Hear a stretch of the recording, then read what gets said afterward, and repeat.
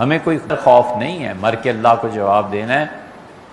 احمد رضا خان صاحب کے فتاویٰ جو ہیں نا 34 جلدوں میں تقریباً اب چھپے، پڑھو پھر بات کرو، یا نیچے جا کے لائبریری میں دیکھ لو۔ ہم نے کتنی راتیں کھپا کے اس کا مطالعہ کیا ہے، اور جو چیزیں اہم نظر آئی ہیں اس کی اپنی ایک فہرست ہم نے اپنے قلم سے لکھی ہے۔ 34 جلدیں پڑھنا کوئی معمولی بات؟ خان صاحب نے بعض جگہ پہ جو فتوے دیے ہیں اس سے پتہ چلتا ہے کہ اس شخص کی فکر کتنی گہری تھی۔ پڑھیں نا یار، کیوں نہیں پڑھتے؟ ہمارے یہاں 5 سیٹ اس کے پڑھے ہیں۔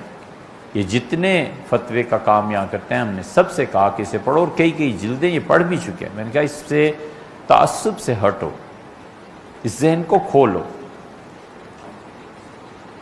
اگر آپ عقیدے کی بات کریں، خان صاحب کی بات تھوڑی سی رہ گئی، احمد رضا خان صاحب کے فتاویٰ نکالیں اور اس زمانے میں جس بھی مکتبہ فکر کے جتنے مفتی تھے وہ اپنے 100 سال کے بزرگوں کے فتاویٰ جمع کریں تو اتنے نہیں بنتے جتنے اس اکیلے شخص کے فتاویٰ۔